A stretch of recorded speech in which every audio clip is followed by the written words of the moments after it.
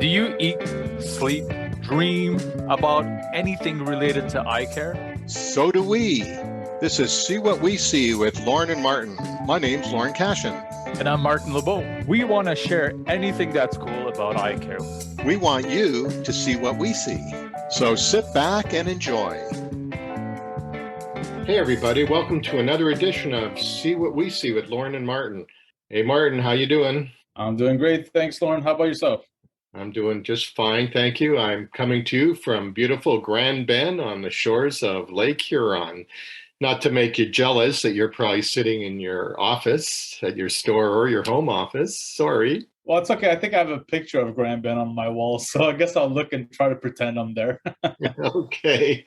I'll send you some sand off the beautiful beach. Oh, thank you so much. Thank you so much. But today, we get to talk to a company, an individual that you really like yourself. You've been working with them for many, many years. Yeah, I go way back with Nikon. Actually, my store, we started working with Nikon when it was just sold through Superlight Optical, the frame company, and they had a lab, and it started off with just stock lenses from Nikon. And then I guess it evolved, and it was kind of an interesting time because I got to meet some people from Nikon when they would visit Canada, and the regional reps or Mr. Cohen, who owned Superlight at the time, would drop by to say hello. So I go way back with Nikon, and it's a company that I have a lot of respect for, and I think it's kind of cool to be able to see how it developed in Canada. And did you know, Martin, that Nikon is almost a non-entity in the US? It's starting to happen a little bit, but Canada is its second largest market outside of Japan. The first largest outside Japan actually is England. I don't know if those stats still hold true, but that's what it was for many years. Well, I did not know that for a fact, but just, being on different groups on social media platforms and stuff like that, you're right. I mean, you barely hear about the Nikon brand for lenswear in the States. But here, I mean, it's a coveted brand. People recognize it real quick. Yeah, just before we introduce our guests, I just want to say they had an ad mat that sat on the dispensing table, and it had a camera and it had a lens, and it said, "Picture yourself in Nikon lenses." They are so fortunate they were able to do this cross-promoting, because what do people, when they think of a camera, the first thing that comes to their mind is Nikon. I'm sure some people it's Pentax or something, but Nikon definitely. So Martin, instead of me going on and on and on, why don't you introduce our guest for today? Well, thanks, Lorne. Well, it's my great pleasure to introduce Matthieu Geoffray from Nikon Optical. Matthieu is the president of Nikon Canada. Hi, Matthieu. How are you? I'm fine. How are you? I'm great. Thank you. Thank you so much for being here with us today. It's appreciated. Can you tell us a little bit about yourself? We'll get the ball rolling. Okay, well, a little bit about myself. Well, I joined Nikon Canada as president 2 years ago, Canada and USA. So it's the whole region, but definitely Canada is our biggest market, and we've been there for 35 years. I come from France, which you can probably tell from my accent, and I've been in the optical industry for the last, say, 15 years, mostly in France, and then a little bit in Canada and in the US. And there's a great difference between all of them.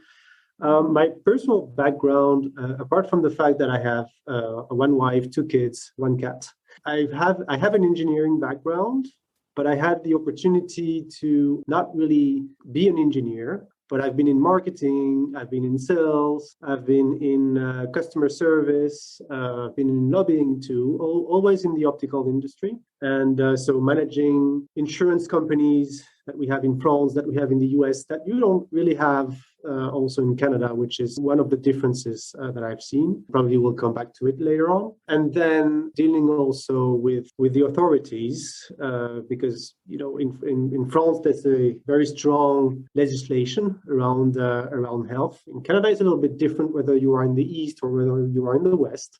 But it was also one of my prerogatives before moving to Canada. And I'm very happy to be in Canada now, even though it was I arrived in times of COVID, so it's always a challenge. It's been a challenge for everyone, but it's also been a challenge to come in a country where you don't know anyone and you don't have the right to meet anyone, because I was in Quebec. So Quebec was pretty much, trying to make things very secure. So yeah, that's a little bit of my background. Thank God things are opening up again. And I mean, being from Quebec myself, Montreal is amazing summertime. So I hope you get the chance to go out there, meet lots of people, all the nice little restaurants and patios and everything else. You'll have a great festivals and yeah, that's great. You mentioned earlier that, I mean, you take care of the US and Canada. You mentioned as well there's differences already here in Canada between the different provinces. I mean, Lorne and I, we talked to many opticians in the US and all over Canada, and we know there is a difference. But how big of a difference is there between France and Canada? What's really the difference in the market, or how the Nikon works compared to what you did back in France? France is a very centralized country. We don't know anything about being federal. In France, it's everything's decided from Paris. Whereas in Canada, it's very different from one region to another. It's in France, it's highly regulated. Quebec is pretty much regulated as France is, not as much, but still. Whereas in the West, in the western part of Canada, it's really, really open, as you know very well. So that's one big difference, is that there is no one health system. There are probably definitely more than one, and very different approaches, being very liberal on one side, having online possibilities too, which is not really the case in France, or it's highly regulated too. So it doesn't give the same kind of dynamic. And that's one of the trickiest part, I think, in the Canadian market, is that when you are a player like Nikon, trying to address the whole market in the same consistent way, because we have a brand, we need to address all the countries, all the markets in the same consistent way. How do you adapt to these various realities in Canada? The other big difference is that in France, it's optician driven. There's the ophthalmologist and the optician, whereas in Canada, it's very much optometrist and optician. It gives different prerogatives, definitely, and different ways also to address the market. Nikon is very strong on the market where there's a high level of conscious of what kind of service and quality you give to customers. And I have to say, it's really, really different from one province to another. It was also the case in France, but looks a little bit more the same everywhere. Whereas in Canada, it's more widely spread. So this is another big difference, the presence of managed care, or the non-presence of managed care. Apart from the fact that in France, it's very regulated by government, I would say. It's also very highly regulated by managed care, because managed care pays for maybe 80% of what you sell in the end. So that means you don't really sell to a patient, you sell to an insurance company having the patient, right? So the job for an optician or for an optometrist is definitely not the same job. Believe me, all the opticians or optometrists that I've met that are practicing in France are jealous of your market, because there is very little insurance playing into the market. I know there's a little bit of hip in Ontario, but it's definitely not the same way than managed care in France or even in the US, where everything is, highly regulated. How much of a choice do you have when you're an eye care professional to choose the kind of solutions that you will provide to your patient? This is a big question mark in those countries where managed care is taking the power. Matthieu, so I got to stick on this one thing for a second. You mentioned it's ophthalmology and opticians in France. Do opticians refract, test eyes in France? Well, they know how to, but they are not entitled to deliver a prescription, right? So do they collaborate with ophthalmology? Do opticians refract and collaborate with an ophthalmologist who prescribes? Or is it just ophthalmologists, they do the health checkup, health of the eye, but they also provide the prescriptions? Ophthalmologists provide the prescription, yes. And they don't really have the right to work with opticians. It's separate business, right? So you don't have the same kind of couple within a clinic where you have the optometrist and optician like you have in Canada. Not everywhere. That's new. Well, actually in Ontario, that's legally, it's new in Ontario, because opticians, optometrists, even though everyone did for the most part, they weren't allowed to. So I see. So, okay, so opticians, and do opticians do the contact lenses too? I'm getting off topic here, but I just got somebody here who knows something from France. Do opticians do contact lenses too, or is that more from the medical side? So they adapt too. They also adapt. But you also always have to refer, as an optician, you always have to refer to the ophthalmologist because that's the doctor, right? That's how it's. So we're here to talk about Nikon. By the way, thank you so much for joining us today. You know, I've had the pleasure of working with you over the last couple of years, and it's an absolute pleasure. Nikon's been around quite a while. It's well over 100 years. So I was looking at things and like 1917, but the part that really interests us the most is 1946 when he got into ophthalmic lenses, I guess. Mm-hmm. And Nikon's been known as the leader. I remember the first time we saw real quality anti-reflection coatings. Who was it? It was Nikon, right? The first 1.7 index, which I just got to tell a real fast story, even though you're supposed to be talking. So back, maybe it was in the 80s, when in Canada, Nikon wasn't on their own. Nikon was distributed through a company called Superlight Optical. Mm-hmm. And with the Mr. Cohen, who was running the show. And it was, he had a surfacing lab, but it was mostly stock lenses at the time. And when he brought some of the higher ups from Japan on a tour, and he came to my shop, and one of my staff asked the gentleman from Japan, when will we see, because we talked about 1.7 glass, and we said, when are we going to see 1.7 plastic? And the guy laughed and said, you're not going to ever see that because the optics won't be good, Abbey values and such. And there we were, we are, I forget when it is, around 1980 or no, around 2000, Nikon actually brought it out. So Nikon's known as a leader in technology and that. So does Nikon have an official statement? Is it a goal that Nikon has as a player in the market, playing that part? Well, Nikon in general is, the positioning of Nikon is light management. And it's true it's light management, should it be in the visible spectrum or invisible spectrum. So this is pretty much the guiding principle for Nikon's R&D when it comes to developing new products or new solutions. As such, Nikon is present in numerous markets, among which the ophthalmic market. But that's pretty much the motto of Nikon. How do we manage light? And when it comes to managing light and finding light solutions, it generally comes to how do you manage compromises? What you said by the 174 being plastic, Mr. Cohen, or if I got it right, Mr. Cohen laughed at you saying the optics wouldn't be good. Well, it has to come with a compromise. It's the same thing with anti-reflective coating. It has to come with a compromise. You have to choose some performance on such or such item, but you have to agree on maybe not being as performant on other items. It's the same with blue solutions. You have to accept that it protects from blue, but then you have this tinting, right? And it's not as clear, etc. And I think we've been moving progressively from an idea of being perfect, which is not possible or very difficult to managing the compromise. And I think what Nikon does very well is how do you manage compromises to the limit of what you feel is the right level of quality. We never really were into launching innovation just for the sake of having innovation, right? It's really, when we come with an innovation, we think it really makes a difference.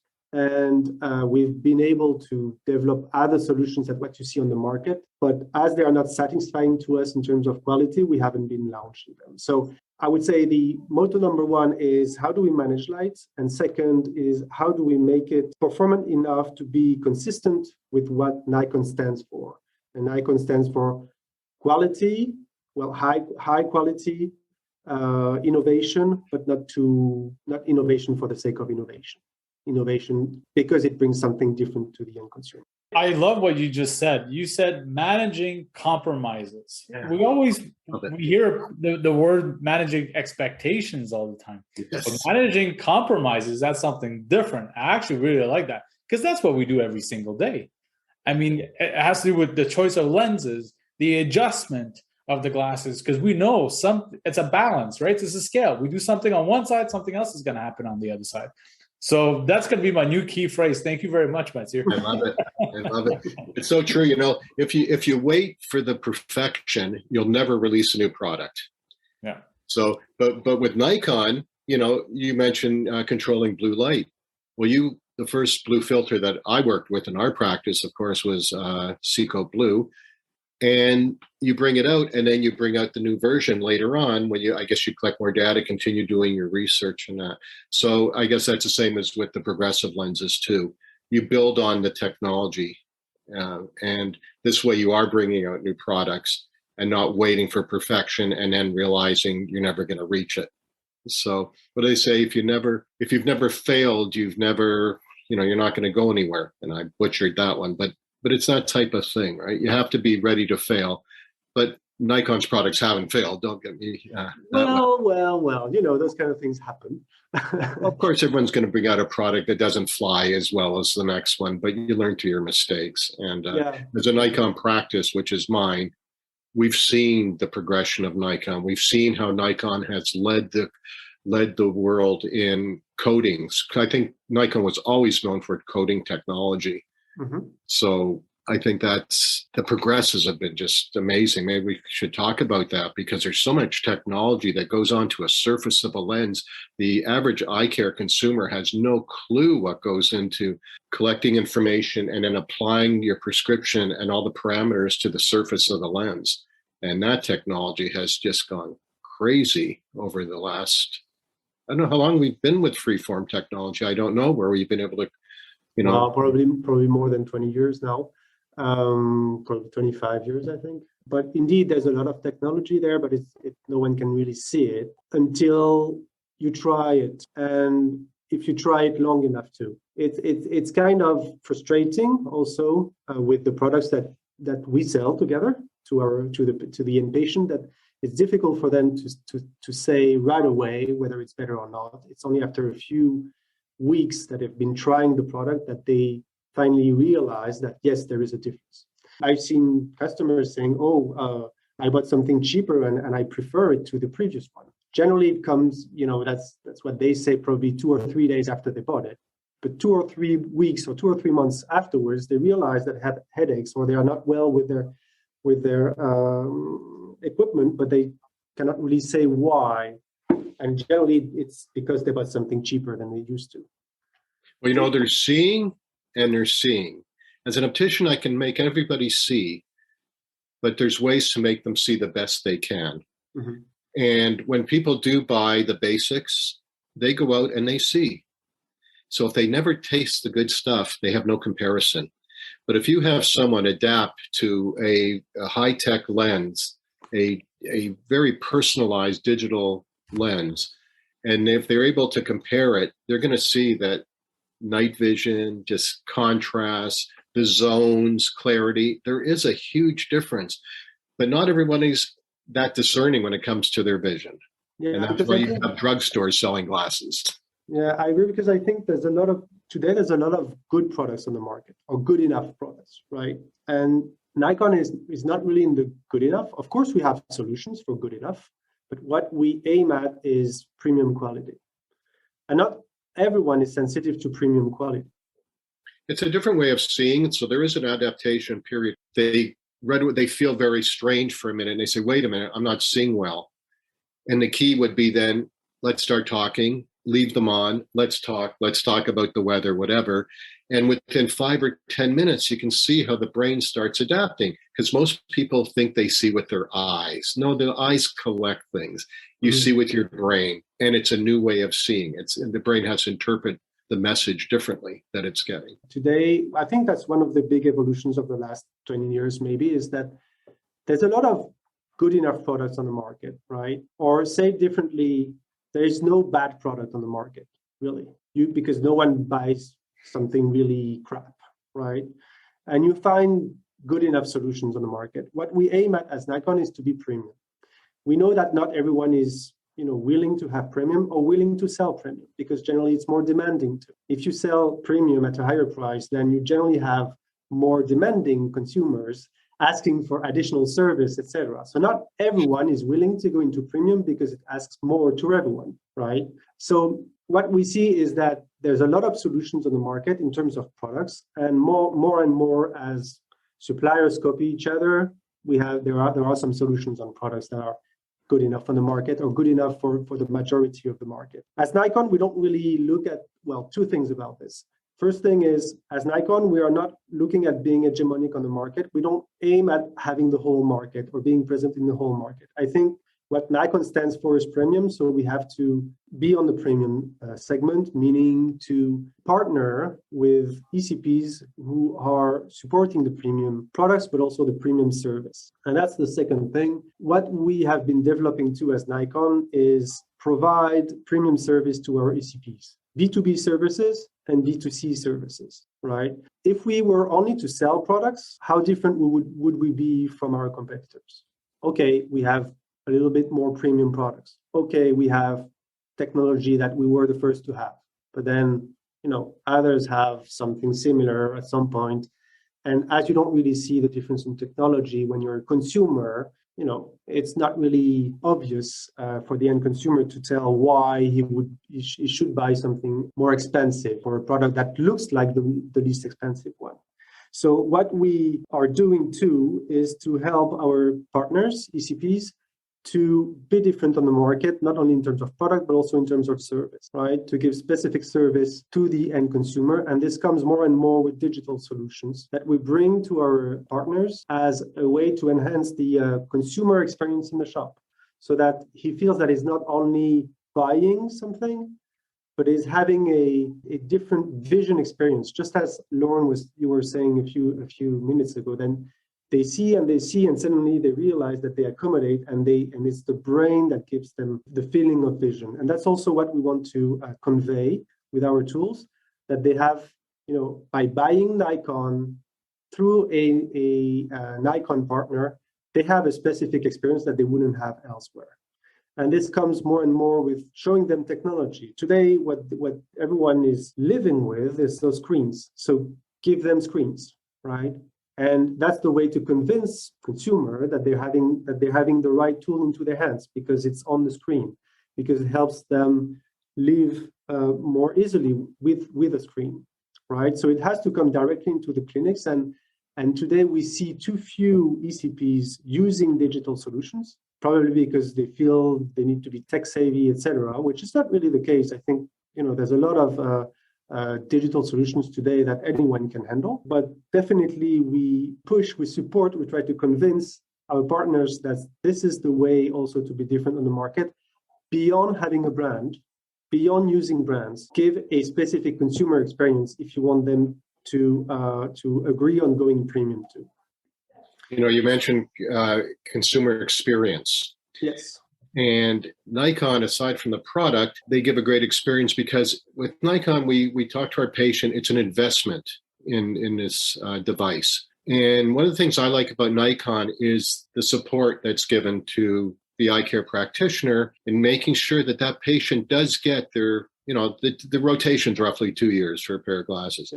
So Nikon, with their service and their warranties, you really stand behind the product. So this investment will last me, and I can be very confident with my patient that I can service that product with Nikon standing behind me for them to get true value for that. So again, value is the big word here. It's not cheap stuff, but the value is just amazing when you look at the product and the technology that's built into these products and how you stand behind them.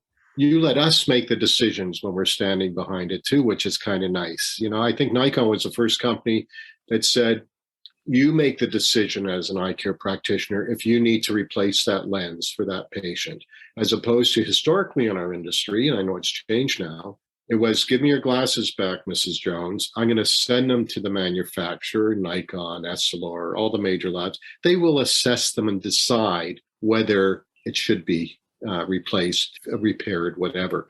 And I think Nikon was one of the first companies that put it in the hands, the trust in the hands of the eye care practitioner. And that if we would say something, Nikon would be there behind us, which was wonderful. Well, I think also, and thank you, Lorne, for this testimonial. I think what we are investing to as Nikon is to take extra care of our partners. And it comes with our sales rep being very in great proximity with our partners, with the customer service too. I think we're doing every year a customer survey on the customer satisfaction that they have with our services, and we are at very high rates above 90% of satisfaction regarding the service that we provide. And that's dear to us. This comes with a price. So that's part of our value proposition, indeed. Beyond offering differentiation on the market, giving premium products, giving a premium brand, giving premium consumer experience, we also bring premium customer experience in terms of relationship with Nikon, with extra care, with having people on the phone, with having people ready to come to the clinic and solve issues, and having this kind of strong relationship because we know you. Because as I mentioned, we're not aiming at having everyone on the market, right? We prefer being extra careful about on a limited number of partners rather than spreading all over the place and being there for a big deal, for a good deal, and then not being there the next day, right? Most of our partners are very loyal. We have very few turnover. Of course, it also comes with consolidation, sadly, on the market, with private equity coming in and having a different view on the market. But the partners that we have are very loyal, and indeed, we are very careful about the service that we provide to them. It comes also with time. It's not automatic, but when it's there, when there are strong bounds, generally it lasts very long. So Matthieu, I got to ask this question because I've been sitting on this one for probably a few months now. All ECPs, they recognize the Nikon brand as being a luxury brand, but maybe all our listeners as well recognize the Nikon brand because of the cameras. Yes. All right, it's well known. I've always wondered, do you guys use similar technologies? Do you guys use similar coatings? Do you guys cross-channel when it comes down to your lenses for your camera and for optical devices? Well, the answer is yes and no. Depends on the technologies. I know. Depends on the technologies, but indeed, as I mentioned, the motto of Nikon is managing light, right? How do you manage light? And so R&D develops products that helps light management that can have a concrete innovation on different products. For instance, yes, anti-glare coatings are used on cameras as much as they are used on ophthalmic lenses, right? But when you talk about designs, for instance, progressive designs, well, that's pretty much for ophthalmic and definitely not for cameras. So depending on the technology, and that's the richness also of Nikon, as they're able to see different markets at the same time, because light management, is present in many different markets. It's very wide, there's cameras, of course, that's the first thing that you think of, but there's also what we call steppers, right? Steppers are tools, are very huge machine to support high precision circuit design for microchips, etc. And this comes with a laser, very precise laser, and it has to be precise to the nanometer, right? And this is light management too. You don't have any anti-glare coatings there. You don't have any design calculation there. But still, the way that you manage light there might have a concrete innovation in another market or in another area that Nikon supports. So for anti-glare, for instance, it's the very good example of how an innovation on camera had an impact on ophthalmic lenses. That's awesome. Thank you so much for answering that question, because that brings us even more in the background. I mean, one of our friends and colleagues, the definition that she gave of an optician really is we're light benders, we're magicians with light. So when it comes out about light management and everything else, that's in our wheelhouse. So that's very, very interesting. So thank you for answering that. So, since we're getting to know each other a little bit more and everything else, we're getting comfortable. What's coming up for Nikon in the next little while? Anything you can, let slip a little bit? Well, what we anticipate on the market, and then what kind of solutions that we want to bring to the market, right, to answer your question. What we anticipate on the market is, we've been into COVID years right now for maybe, I say 2 years, and the market has a little bit changed compared to what it used to be. I think the big winners of this period were optometrists living far from the central city areas. I think this is going to change. So today, I think a lot of optometrists and maybe opticians in this situation feel that, the market is very good and everything's, going great, etc. I think the market is pretty flat overall. It's just that there have been winners of the COVID period, and well, if there have been winners in a flat market, some have not been as winners as the other. And generally not because of their fault, because when you're in a department store and it's closed because of COVID, well, this doesn't have anything to do with your own talent. It's just the market has changed. Now that of course, COVID is still there, but there's less and less restrictions now. So I think consumers will come back to their old habits of being sensitive to mass media communication, going on comparing prices from one clinic to another, the same way that they used to, right? So it's going to be a tougher market for the winners of the COVID period. I have to say we were lucky as Nikon to have winners of the COVID market period. So what we anticipate tomorrow is that for the independent ECPs, not making mass media communication, probably not being in department stores, etc. Well, this is going to be trickier because competition will be ferocious. And, having those last years difficult for those actors, they will try and come to grab business. Regardless of the consolidation, I think there are big players interesting in the Canadian market coming in and ready to invest a lot in communication. So this will definitely have an impact on where if I were an ECP, an independent eye care professional, where would my consumer go tomorrow? And I think as partners, Nikon needs to provide solutions for this. Will it come from giving new products or innovation products? Yes, probably. But generally, this comes only when you have the consumer already in the clinic, right? So that you are able to talk about this innovation. As Nikon, if I try to advertise on my new technology on a large scale, knowing that people buy, as Lorne mentioned, once every 2 years, it's difficult to have really an impact, right? I don't think that's the kind of thing that will make consumers say, "Oh, yes, I need glasses, and then I will go to the stores next week," right? That's not how you buy optics. So we need to do this, innovate, because that's what brings additional quality to the vision experience. That's what brings also differentiation for the ECPs on its market, but also what kind of marketing tools we can give to our partners so that you drive traffic to the store. And as an eye care professional, generally being, having 1 or 2 or 3 clinics, you don't have the same capacity to invest in mass media. And that's probably not what you need to do. You probably need to do targeted media. So this is the kind of things we are able to package now, is to have what we call geofencing, which is, using the phone, the apps that you have, the geolocalization, so that you get targeted ads, targeted communication when you're close to the store.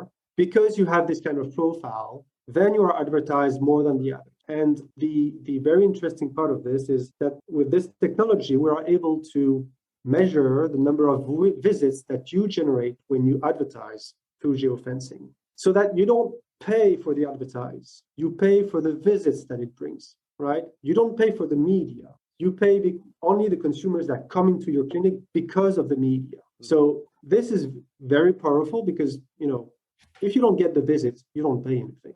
If you get the visits, you get a good chance to sell something and then to get your money back, right? And I think for independent ECPs, that's the kind of solutions that they need to be able to compete with what big players will be doing, communicating on deals, offers, etc., which will be addressing a large audience, paying for a large audience, but for what reasons? We believe for small players, as our independent ECPs are, you need to have a more targeted approach.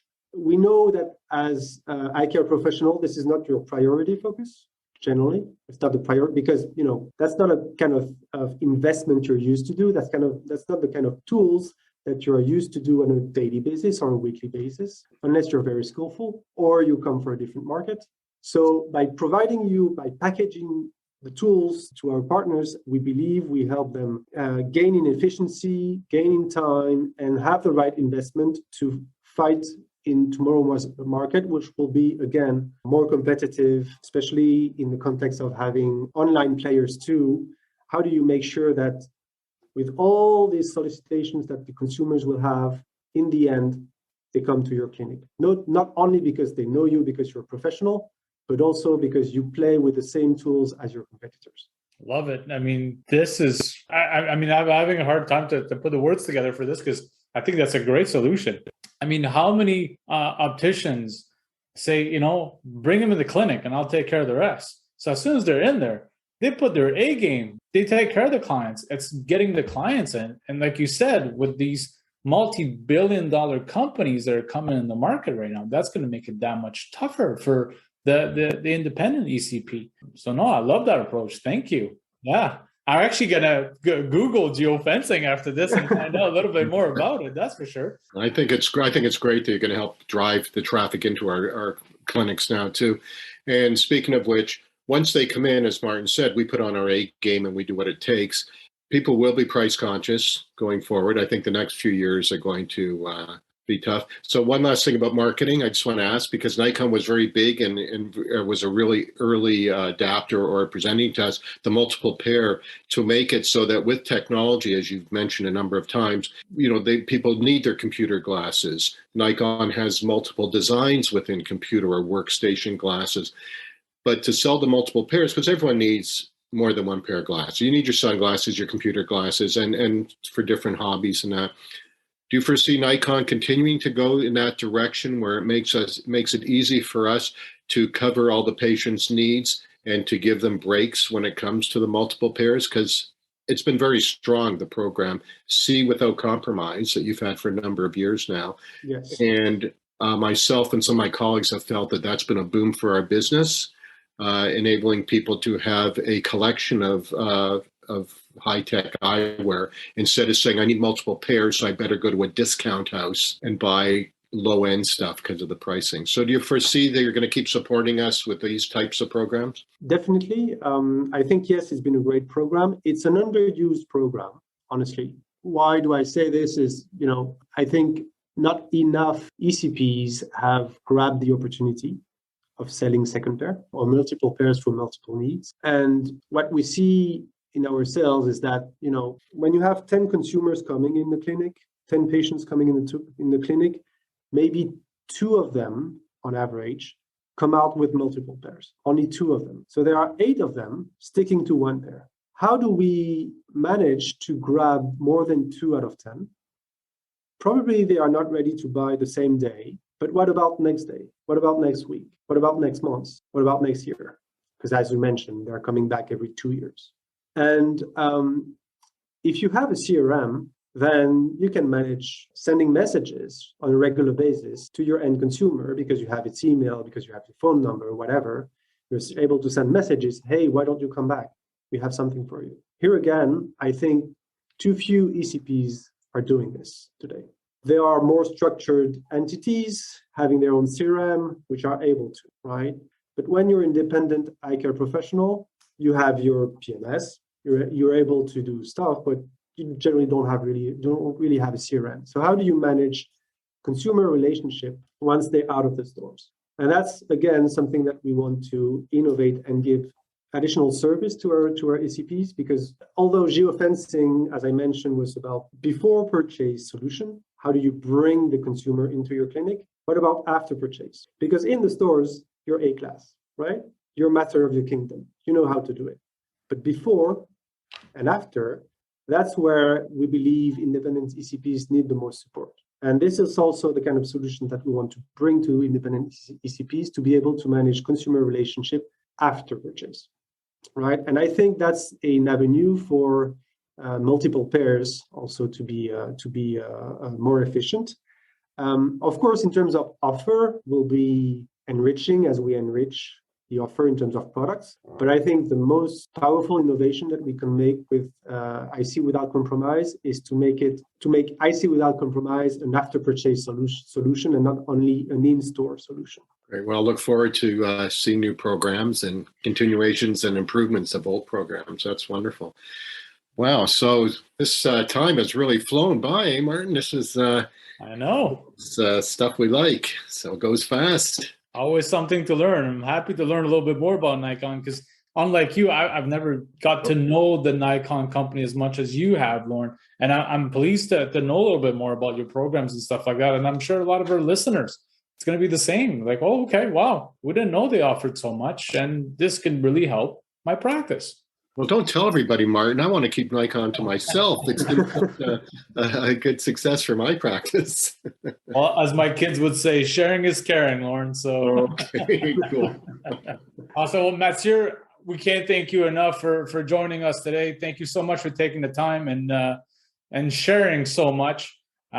We definitely hope we be able to get you back on in the near future. And we can discuss some more about the different goals and future of Nikon. Well, thank you very much. Thank you for the opportunity. It was a great pleasure to have you, Lorne Martin. It was great. Thank you so much. We really do appreciate it. And you take care. Take care. Take care. Enjoy your summer, Matthieu. Bye. All the best. Well, Lorne, that was great to talk to Matthieu today. I mean, I learned quite a bit about the story, their vision, Matthieu's journey as well through the optical industry. Very interesting, and I hope our listeners are just going to be as interested in the podcast today. Yeah, I find it really interesting when we talk to presidents of these pretty large companies, international companies, because they all have a journey how they got there. They didn't graduate from a business school and just go right into it. They had a journey through it. And Matthieu actually originally didn't come from optical, but he found his way in. And then the other thing is they come from across the pond. So you're starting a whole new career when you come to Canada. And I thought it was really cool. I think they, like you said, his journey is interesting. It was good to hear about some of the way they're going to promote, like this geofencing he mentioned. Yeah. It sounds like Nikon's trying to be innovative to really support their vendors and a little differently, because again, Nikon differentiates you up to a certain point, because it's such a visible name. We have all these great products from all these different companies, but again, Nikon still has the visibility. Yeah, it's all about the cachet, right? Yeah, it really is. So yes, I think that was another interesting podcast. I enjoyed it. I really like Matthieu. We've spent some time with him at one of the conventions recently, and he's a nice guy on top of it all. He is a nice guy. So again, thank you so much to Nikon Optical for providing the podcast with us today. Thank you to Matthieu Geoffray for coming on today as well. Lorne, another great chat with you today. Hopefully we get to do this again real soon on our next episode of See What We See with Lorne and Martin. Thanks, Lorne. You take care. Thank you, Martin. All the best to you. Bye-bye. Thank you for listening to See What We See. This podcast is brought to you by the Ontario Opticians Association. For more information or to become a member, go to our website at www.ontario-opticians.com. For all the latest updates, follow us on Instagram and Facebook at Ontario Opticians Association, on Twitter, OOA_frontline, and on LinkedIn, Ontario-Opticians-Association. Don't miss an episode of See What We See, and subscribe to this podcast on your favorite streaming service. Thank you from the Ontario Opticians Association, the voice of opticians for 75 years.